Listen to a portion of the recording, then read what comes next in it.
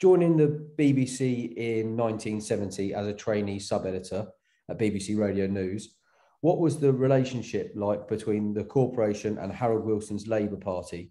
And do you think it's good to have a fractious relationship between the government and the BBC? Good question. I don't think it is good to have an unpleasant relationship. I think it's damaging to everybody, and it's really, really difficult. And yes, that's absolutely right. Actually, it started some time before. Harold Wilson was a difficult prime minister. He didn't like it if you pointed out the things that he said that were perhaps a bit less than true. I'm not sure whether that reminds you of anybody recently. And the BBC it was always in trouble. And when it's in trouble, the question of the license fee comes up and how much the BBC's income is going to be. And the governments of all parties have all sorts of ways at which they can kick the BBC. And all we can do is just kind of stick with it and just do what our job is. And I think you get these very thin-skinned governments from time to time, quite thick-skinned ones as well. I just think it's unnecessary to have these rows. I think a self-confident, good kind of truth-telling government doesn't care too much what's said about it. And that goes for the BBC, it also goes for all the newspapers. So that's the kind of relationship which I think is better, where we can do our jobs properly and governments just know that, we won't tell lies about them if they must tell the truth about everything.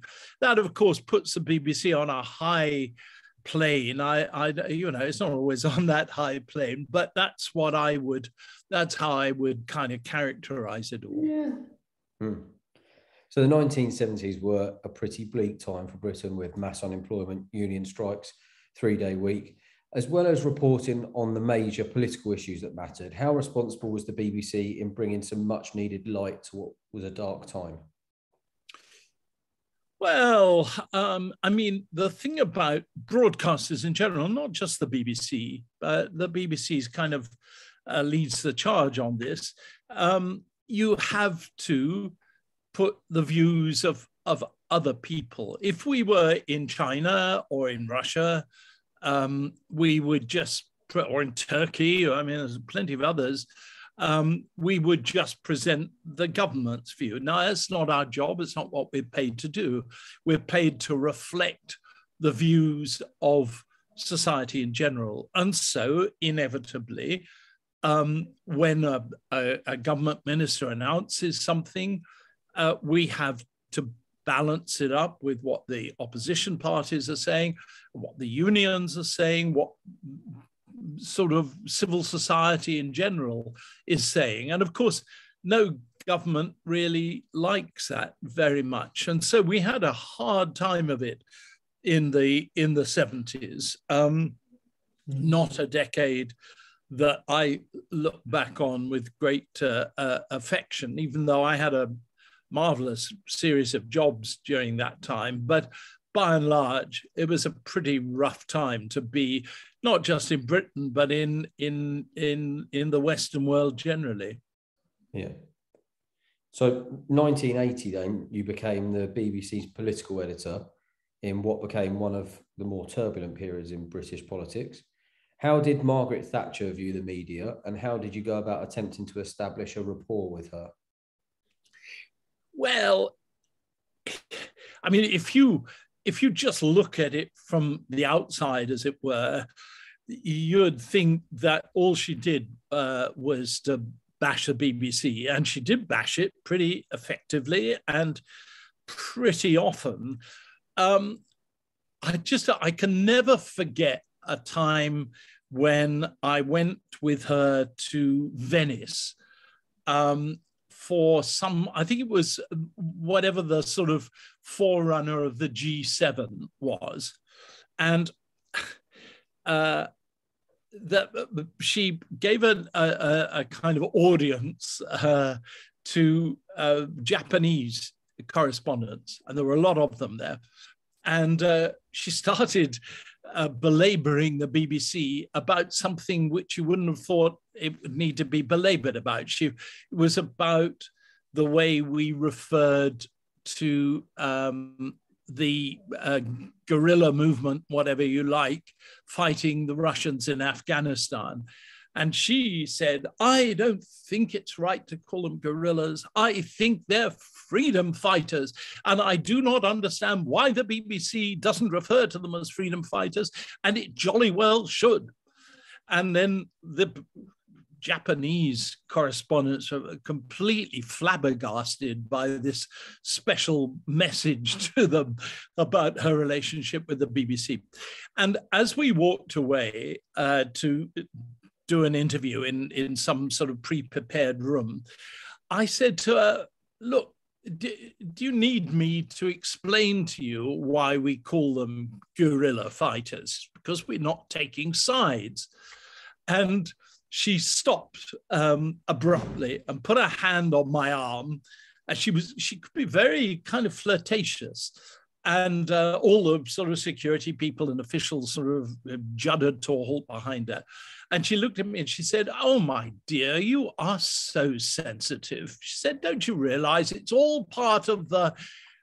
And then she didn't finish the sentence. But of course, what she was going to say is all part of the game. And what she regarded as the necessity, as being the necessity to always criticize the BBC, was what we saw as her kind of playing to her audience, the audience that not Japanese correspondents, but the kind of root and branch conservative voters back home. And it was, as she said, it was a kind of charade. It was a game, you know, she did this, we did that. And that was fine at a time when the BBC was quite strong. It's not as strong now as it was.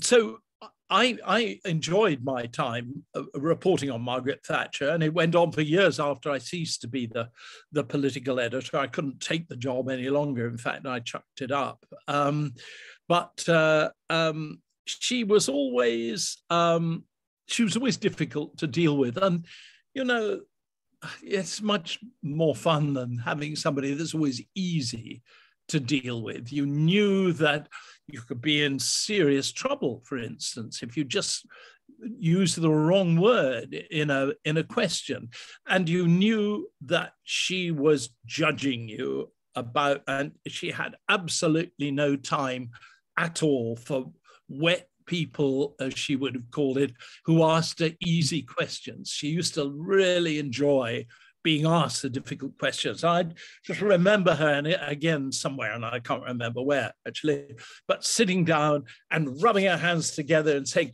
okay, let's start the joust. And I had a bit of respect for that, even though, you know, she was a difficult person to deal with in other ways. Yeah. In 88, next, you became World Affairs Editor for the BBC.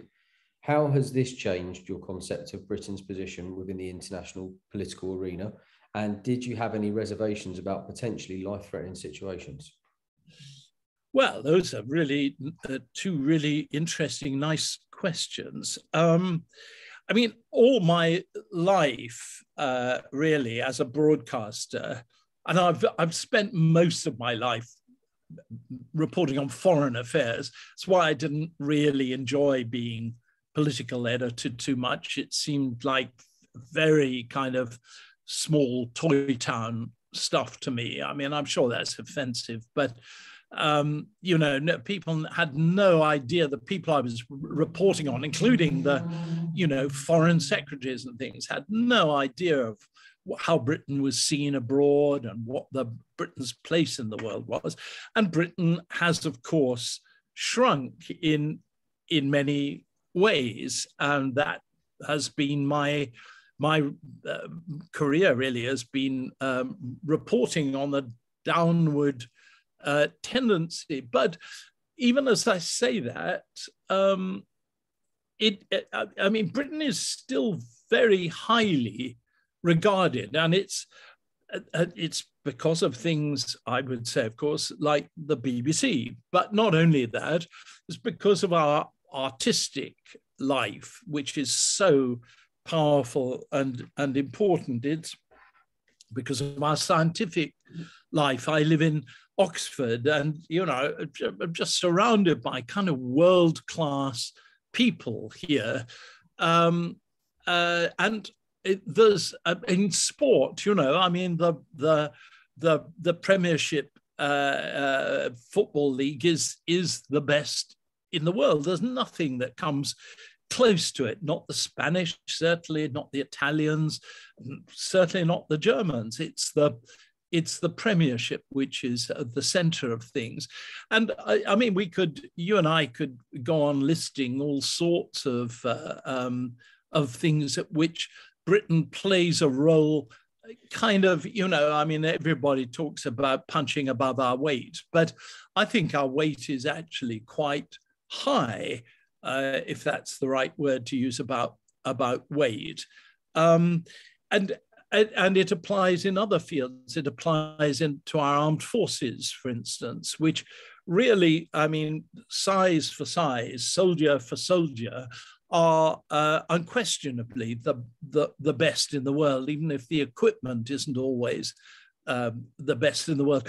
But it's on a different scale from when I started as a journalist, when Britain really was a major world power in military terms as well as others. Now things have changed, but we're still there in that top half dozen, and I think that's how we will stay. So that, as for the question of going to difficult places, I just think that's the job. If you don't like it, don't do it. Well, I won't go into any of the details, but recently I wanted to go to a particular place where there was real trouble, and I couldn't find a producer who was prepared to go with me, and that shocked me, because I don't think you should take the pay if you're not prepared to do the full range of the job. You should just,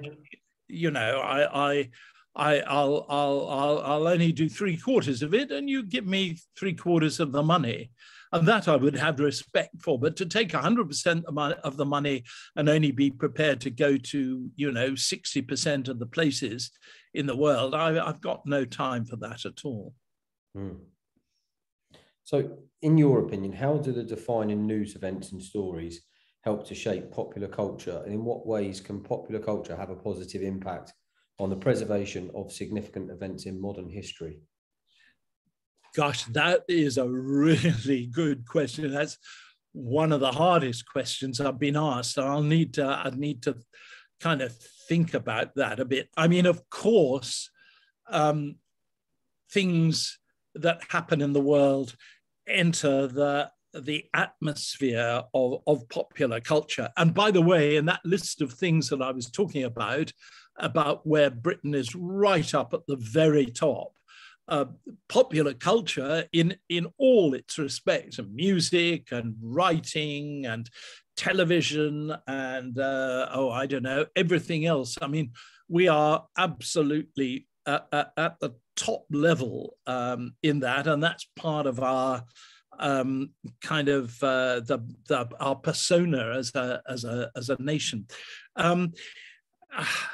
I mean, it obviously, in a lot of things you do, you kind of think, I know that what I'm saying here, what I'm broadcasting, what we are broadcasting, I mean, it's not all about me, is going to be an important part of the culture, the life of the world, of the country, and of the world in general. And so, but it's often quite difficult to work out whether it really is true or whether it's just temporary. I'll give you an example. In 1999, for reasons which didn't seem to me terribly good, the US and the rest of NATO started bombing Serbia. Serbia was an unpleasantly run country, doing all sorts of horrible things to its neighbors. And NATO decided to bomb the capital, Belgrade. And I spent, I don't know, months. I think I spent 4 months altogether, nearly 5 months in Belgrade during that bombing. And I thought, this is one of the most important things I've ever seen. And at the time, it was, but somehow or another, it's just kind of faded out of people's minds. And so when they say, so what stories have you done? And I say, well, I spent 5 months in Belgrade during the NATO bombing. They look very blank indeed. But other things do. I mean, I'll tell you a stupid thing, really. I wanted to get into Taliban-controlled Afghanistan in 2001, and together with a magnificent cameraman called Peter Juvenal, and we found a group of smugglers who were prepared to take us in, and they said, we can't just take you in, you'll be arrested, we'll all be shot in half an hour. You've got to wear a burqa. And so I thought, this is too dodgy for words, but I could see that there was no alternative, and both of us wore our burqas, and we got away with it completely, no problem whatever. I mean, for me, that was just a really trivial sort of moment. It's just followed me all through the rest of my life. And people asking me about burqa. People stopped me in the street and asked me about it. It was 21 years ago. They still seem to remember. It's interesting, they've forgotten all about the entire huge bombing of a capital city, but they remember one old freak putting on a burqa and getting into Afghanistan. What's this?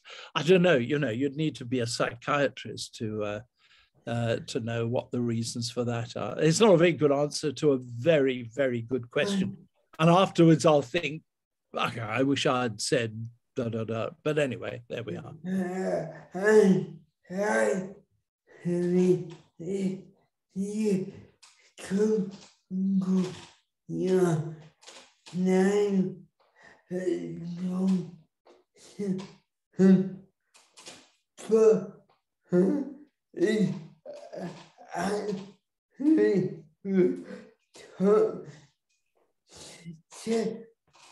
Josh said when he was researching for this, when you search for John Simpson burqa is the first thing that comes up on But why? Why? I've done all sorts of things. But I think it's the sort of dodgy kind of the sex change notion. I think that sticks in people's minds. So, next question seems like a bit of a funny one. What was Saddam Hussein like? Oh, that's not a funny question at all. It's one of the subjects that I find really, really interesting. Well, he was horrible. He was a gangster. He probably killed about 20 people you know, himself, not just sort of ordering it. I mean, he killed more than 1 million people by ordering it, but in terms of just sort of putting a bullet through somebody else's head, 21, 22 different people, I think.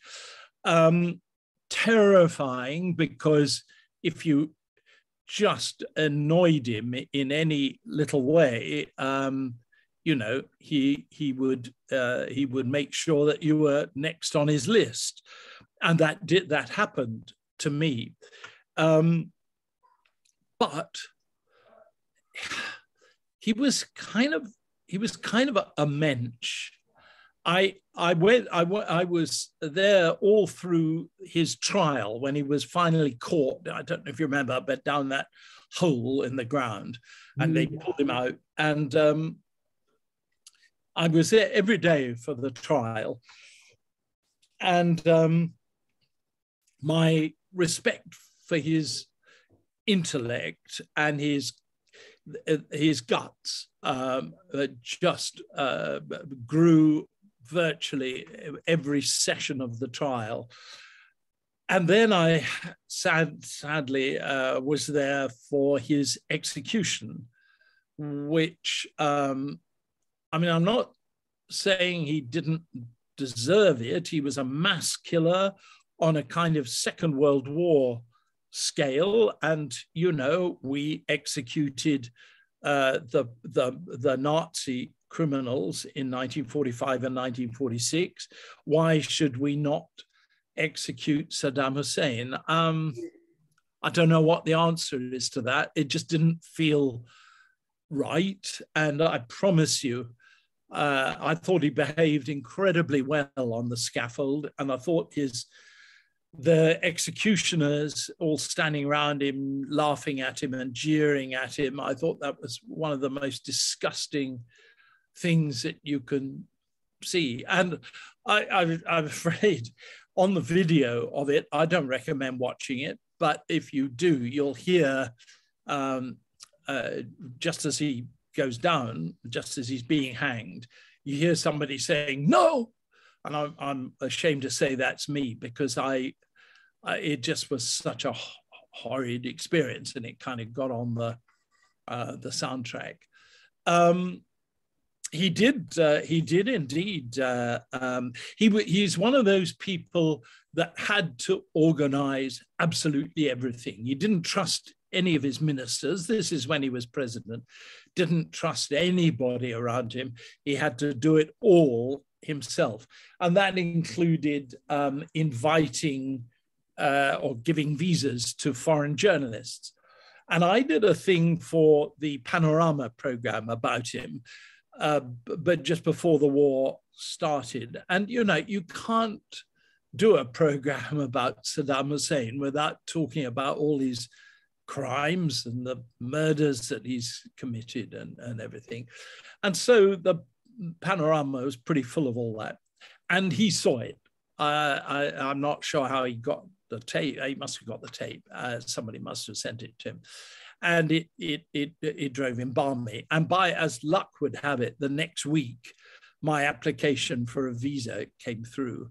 And the poor old minister who was in charge of dishing out the visas went to see him with this list, and there was my name on it. And he went berserk. He said, "This man is my personal enemy, and you must be in cahoots with him if you're letting him into the country." So the minister thought he was going to die in the next 5 minutes.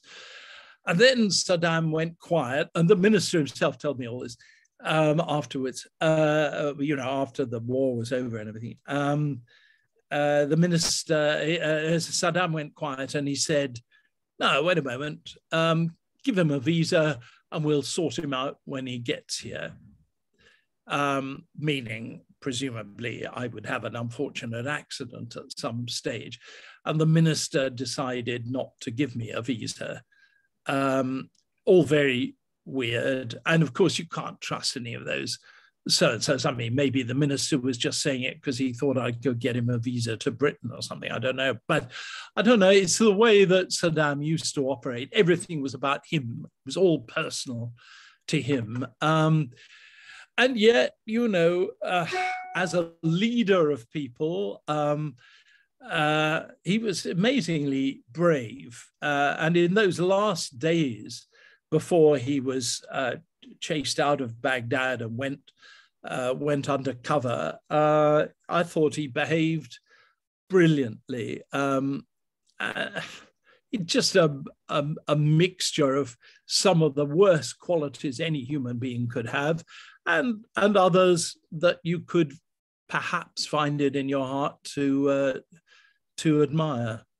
Yeah. So while reporting on a non-embedded basis from northern Iraq in the 2003 Iraq War, you were injured in a friendly fire incident when a US warplane bombed a convoy of American and Kurdish forces. What went through your head at that moment? And as a frontline journalist, what are the sacrifices you're willing to forego to get to the heart of a good story? Well, the second bit is easy. I mean, I'm not suicidal by nature. I want to carry on living. I've got a young son whom I want to see, stretching into his adulthood. But I mean, the story, as I was saying earlier, the story does come first. And, you know, I mean, I could make a perfectly good living as I don't know what, arts correspondent or something. I don't have to do this stuff. But if I do it, I think it's got to be done properly. And that does mean being right there when these things happen. Not much when did go through my, well, I was lucky nothing, more solid went through my head really when this bomb landed. It was only, we paced it out after, it was only 14 yards or 14 long paces from where I was standing, with a whole lot of other people, including my translator who died as a result. 16 people, I think, were killed. And somebody explained it to me afterwards. An American military guy explained to me why I wasn't killed. It was all to do with the trajectory of the angle at which the missile or the bomb landed and where I was standing. And because I was standing sort of beside the place where the bomb landed, the whole force of it and all the shrapnel and everything went in that direction when I was standing looking on parallel to it, which was why I survived. But actually, it's not a very good explanation, because my poor old translator had both his feet sheared off, and he died quite quickly of blood loss. So, you know, but I was just lucky. That was all. I must say, I mean, if anything did go through my mind, it was a real dislike of the casual way that the American forces behave in these circumstances. And, you know, they're always bombing civilians and hitting people that are on the same side as them. I remember in 1991, during the first Gulf War, the Americans bombed us then, and they were also not terribly careful, and they were hitting hospitals and all sorts of things. And my colleague got a message from his father to say, "Congratulations on surviving your first bombing experience from the Americans. It happened to me 3 times during the Second World War." And, you know, whenever I tell this story to the dwindling number of Second World War veterans, they always laugh about that, because, you know, being with you alongside the Americans was one of the most dangerous things anybody could do. In your opinion, will we reach peace in the Middle East in your lifetime?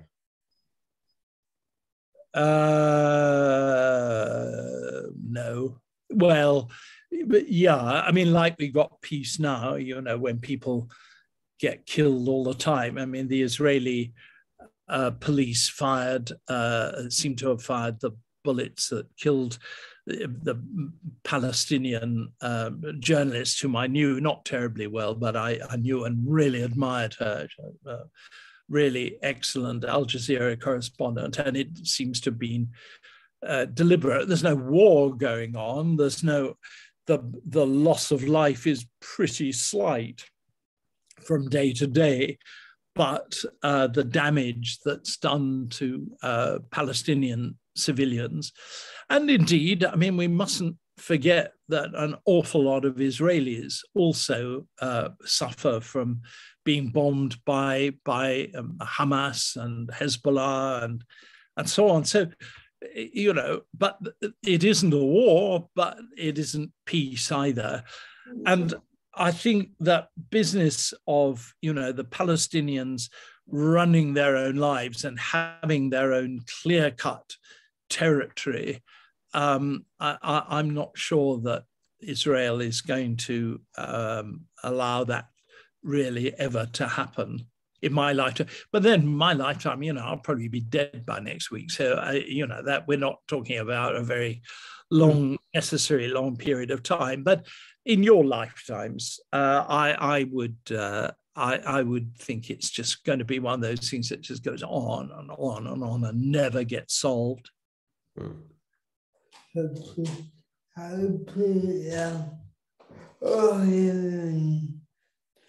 Just said a little bit like the situation in Ireland and Northern Ireland. Well, I was a BBC correspondent in Ireland for 3 or 4 years, at the worst of it, really. That always amazes me, actually, how well that was dealt with. I mean, I'm not a great one to praise British governments, which often behave pretty badly, but I would argue that, and I think that was Thatcher more than anybody else, that line that she took that said, killing people is a crime. It's not an act of war, because there isn't a war going on in Ireland.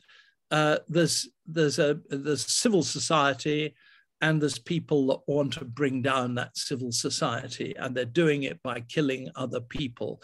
And that isn't war, that's criminality. And so we put them in jail. We don't, don't do what happened, and not she said this, of course, but we shouldn't do what happened on Bloody Sunday, where you mow down the people that you think, and wrongly in Bloody Sunday's case, were responsible for shooting at you. You don't do that kind of thing. You behave, the army behaves like policemen, and they only fire their weapons as a very, very, very final resort. And that worked. Working alongside the Irish government, bringing the full force of civil society against the people that wanted to bring it all down, actually worked. And I mean, I'm not a huge supporter of the things, for instance, that Sinn Féin has done, because I've seen those things. I've seen people young kids lying on the ground with shots through both kneecaps and things. I was at the funeral of a woman who was murdered because she gave a cup of water to a dying British soldier, and she was tortured and murdered as a result of that. These are things that, I mean, you try and put them out of your mind, but you can't do it entirely. But when I went back to Ireland after years and years of being away, and I went to see, for instance, Martin McGuinness, who had been a terrifying figure in Derry when I was there, absolutely terrifying. I mean, I remember once he and a couple of other guys followed me through the streets. I thought my number was up. I was really, really terrified, quaking as I went. And when I talked to him, I was so impressed by him. And I thought, he's just done that trick that, I feel we should all do. I mean, he's seen that it isn't right to kill and maim people for a political purpose. And he's doing what he can to make it good. And he did. And I really had such respect and admiration for somebody, because so much easier. He didn't need, when he met the Queen, he didn't need to bow his head or shake her hand. He didn't need to. He could have just stood there, and it would have been a bit awkward, but that was what I'm sure she was expecting. And instead of that, he did the polite thing. When Margaret Thatcher died, there were bonfires in the streets and all that. He said, I don't think that anybody's death is something that you should celebrate. And, well, that takes some guts to say those things. And so, I mean, I feel that Ireland, of all the different problems that I've witnessed and reported on, I feel Ireland's about the most hopeful. Whatever happens, I mean, it doesn't matter to me whether it's a united Ireland or they stay in two bits or whatever. That's for them to sort out. But it seems to me that the tracks have been laid down now, and if they continue along those tracks, then it'll be peaceful, whatever happens. Yeah.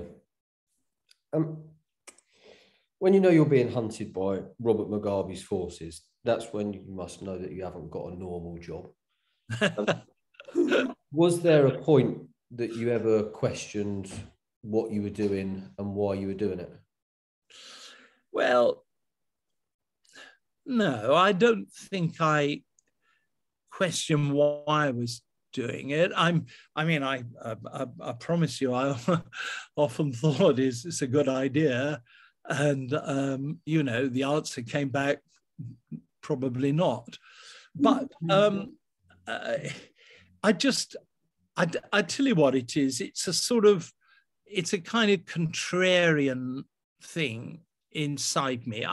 When everybody is saying, you can't do this, you mustn't do that, there's something in me, and it's in a lot of us, I'm sure it's in you too, that says, well, why not? Why? Who's saying I can't do it? And there were so many good and decent people in Zimbabwe. I knew this because I was also the correspondent in Southern Africa in the 1970s, and I spent a lot of time in what was then called Rhodesia, and I saw how many nice and decent and honourable people there were there, and it's still like that. There's honestly, everybody seems to be nice when you go there, and kind and helpful and funny and well educated. Robert Mugabe was an appalling figure in many ways, but he did make certain that the people of the country, young people of the country, got a decent education. And I just thought, I don't want to be told I can't report on something. I don't want to be. I just want to go and see what it's like for myself. And I went 3 times altogether, sort of undercover. And they weren't that far behind me. And the penalty for broadcasting without a license, and we did a lot of live broadcasting from Rhodesia, from Zimbabwe. The penalty was 7 years in jail. But well, I didn't get caught. So. Yeah.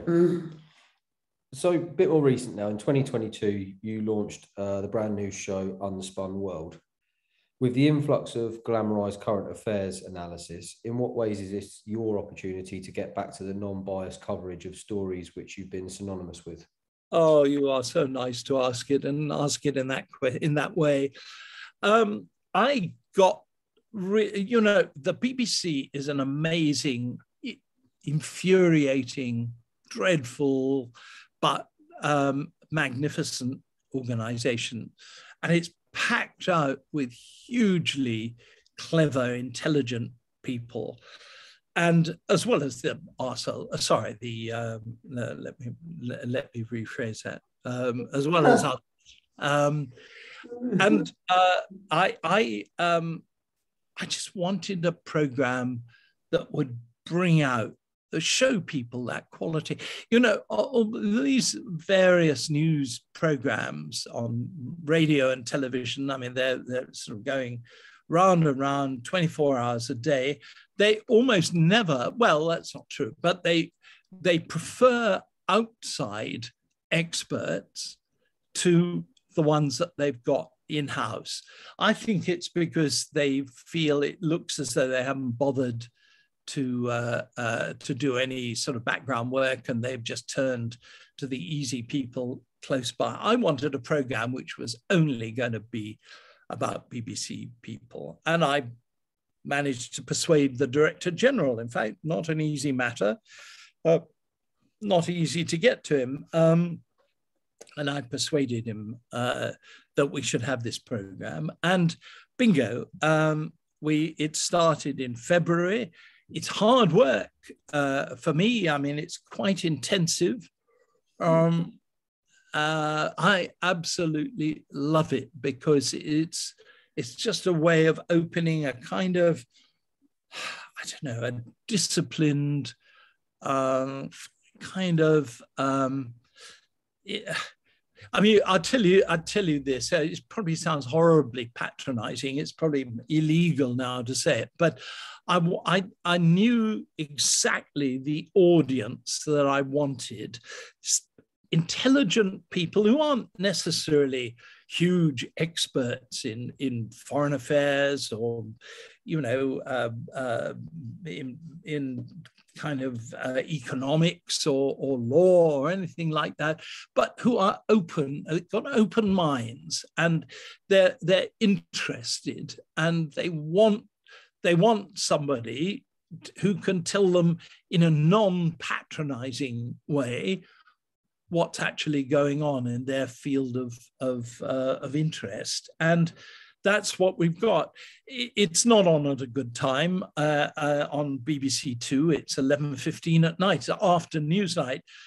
We still get a much bigger audience than Newsnight does, so people are turning it on to watch.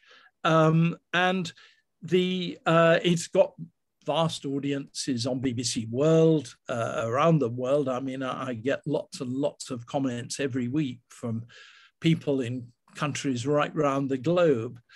And it's also on radio, which is still our biggest audience. I mean, something like, 200 million people listen every day to the BBC. Actually, I think I made that up, but it's that kind of scale. We're not talking about, a million. We're talking about hundreds of millions.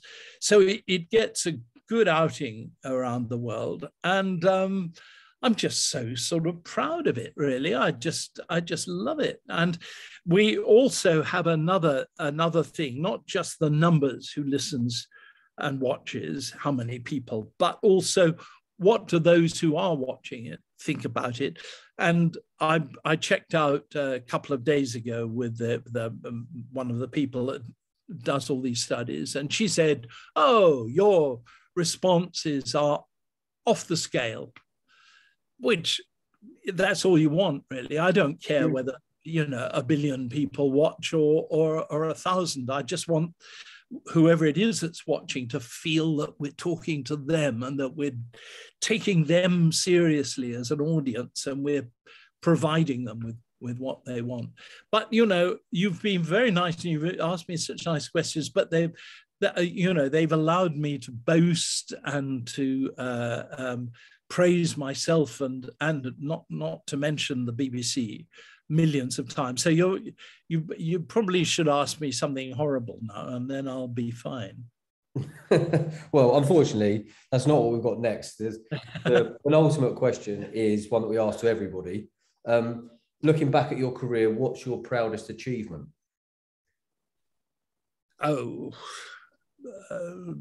Just keeping going.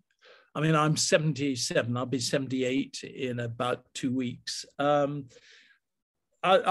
proudest. I'm proudest of that. I'm proudest that I'm still kind of up and going. If you ask me what my, I know this isn't quite what you were asking me, but what my thing that I enjoyed or felt best about doing the report, it was when Nelson Mandela went to my old college at Cambridge and got an honorary doctorate. And I just thought, as he was there, he did, dear old boy, he did one of those dances that he did, and it was wonderful to see all the old dons standing up and feeling they've got to dance too. You know, some of them really embarrassed, some of them scarcely moving, some of them just kind of entering into the spirit just a bit too much, you know, and you felt a bit embarrassed for them too. And he made such a wonderful speech, and he was such a lovely, lovely man. And I thought that day, I think that was in 2000, as far as I remember, I thought, it's never going to get better than this, you know, being at the place where I had a very happy time filming the best and nicest man I'd ever met, I think. I mean, I spent quite a bit of time with him in South Africa, and just seeing all this and putting it all together, 2 minutes 20 on the news. I thought, after this, you know, it's not, there's going to be nothing that matches it. And, you know, sadly, 22 years later, I'm still looking for something that might match up with it. Yeah. So lastly, what's next for John Simpson? Well, I think I'm just going to dig in and do my program. There's lots of small things. I've just got another visa to Afghanistan, and when I get back from holiday, I'll go there. I'm waiting to go back to Ukraine. I'm on the list there. And, you know, there's loads and loads of kind of small time things. And there's countries I want to go back to. I've been banned from Iran for, what's that now, 12 years, I think it is. And it's a wonderful country that I want to go back to, and I'm determined to get back before I finally, you know, hand in my lunch pail. Russia, can't go there. China, can't go there. Those will open up again. Iran, I'm less sure about. And really just keep on pedaling. And every day, I feel at my age, every day that I get up and pedal is an achievement. And I'm just going to do it until they send the bailiffs in, really, and, you know, put me in a straitjacket and take me to my rightful home. Brilliant. Thank you very much. What a lovely question. Lovely question. Oh, so much better than the usual questions I get, I promise you.